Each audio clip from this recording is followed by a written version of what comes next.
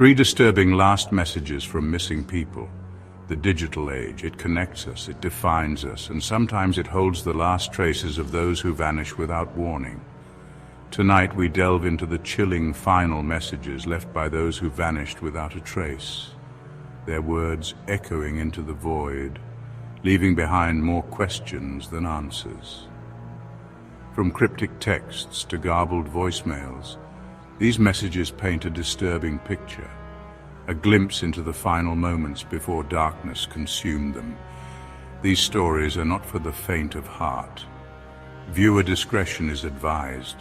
Hold your breath and turn down the lights, because tonight we confront the unknown, the unexplained, the unsettling truth that sometimes goodbye is whispered in the digital wind.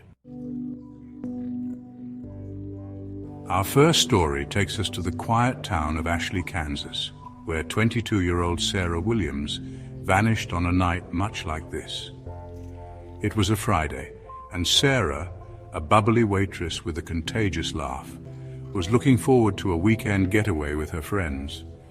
Her last message, sent to her best friend, seemed ordinary at first. "Packing my bags, can't wait for wine under the stars, LOL." A simple message full of youthful excitement. But beneath the surface, a chill runs down your spine when you learn that Sarah never arrived at her friend's house. Her phone, last pinged near a desolate stretch of highway outside town, remained unanswered. Days turned into weeks, weeks into months, yet Sarah's disappearance remained a haunting mystery. The police investigation, hampered by dead ends and a lack of concrete leads, offered no solace to her distraught family. But there was something about that last text message, something that continued to bother investigators. Wine under the stars. Sarah and her friends were supposed to stay at a cabin in the woods, a place with a thick canopy of trees, a place where the stars were rarely visible. Why would Sarah mention stars? Was it a simple oversight? A detail lost in the excitement of the planned trip? Or was it a subtle clue, a whispered plea for help, hinting at a location where someone might find her? The mystery deepened when Sarah's friends revealed she had been receiving strange calls in the days leading up to her disappearance. The caller ID displayed unknown, and the voice on the other end remained silent, a heavy breathing the only indication that someone was on the other side. Could these calls be connected to her disappearance? Was Sarah in trouble, and did she try to subtly convey her predicament in that last text message? The questions linger unanswered, a chilling reminder that even in the digital age, some secrets remain buried in the shadows. The case, still open, continues to haunt the residents of Ashley, Kansas. Sarah's laughter, once a familiar sound in the local diner, has been replaced by a deafening silence, a void that whispers of a life cut short, a mystery yet to be solved. And as the years pass, the chilling question remains: what did Sarah see under those stars? What darkness consumed her on that lonely highway? The answers, lost in the digital ether, remain elusive, a chilling reminder of the fragility of life and the mysteries that continue to haunt us. Our next story takes us to the bustling city of Chicago, where a frantic voicemail left by a man named John Doe sent shivers down the spines of everyone who heard it.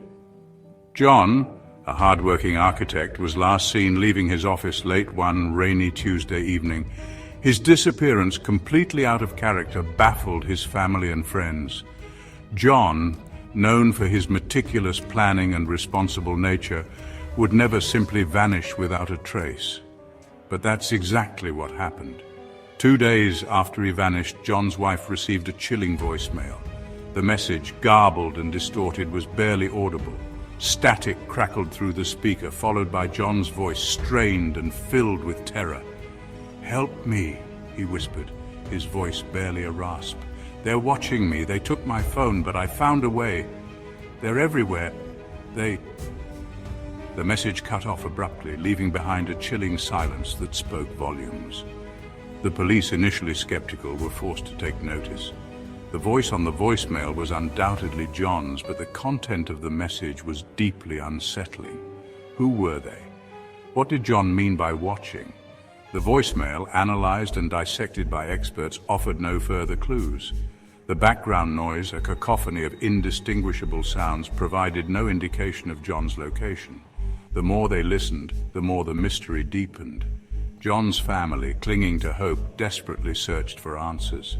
They retraced his steps, interviewed his colleagues, and even hired a private investigator, but every lead turned into a dead end.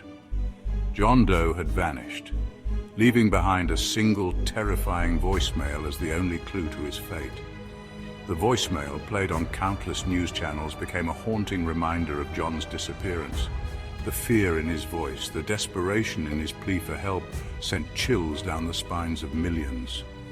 Was John the victim of a random act of violence, or was there something more sinister at play? The case, still unsolved, continues to baffle investigators and terrify the public.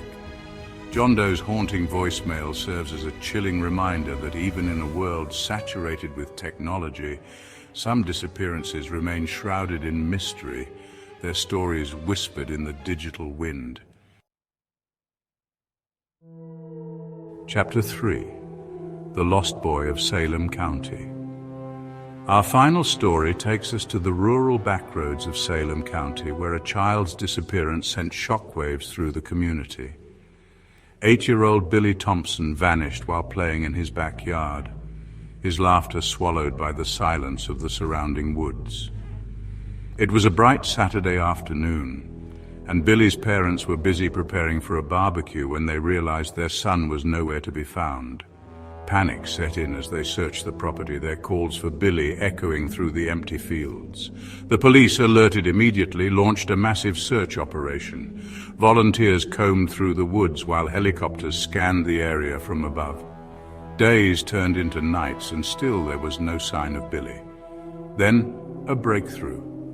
A local teenager, exploring an abandoned well on the outskirts of town, stumbled upon a chilling discovery. Billy's favorite toy, a worn-out teddy bear, lay discarded near the well's opening. As investigators gathered around the well, a sense of dread filled the air. A faint sound, barely audible over the wind, seemed to emanate from the depths of the well. It sounded like singing. A specialized team equipped with audio recording equipment lowered a microphone into the well.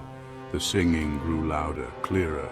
It was a child's voice, singing a haunting lullaby, and then a voice, small and filled with fear, whispered, "He took me," the man with the crooked smile. The recording, played back at the police station, sent chills down everyone's spines. Who was the man with the crooked smile, and what had he done with Billy? The well, thoroughly searched, revealed no further clues. The singing, analyzed by experts, remained unidentified. Billy's disappearance, shrouded in mystery and fueled by the chilling recording, became a local legend. Some whispered of an old boogeyman, a creature that lured children into the darkness. Others spoke of a drifter, a man with a crooked smile who had been seen in the area around the time of Billy's disappearance.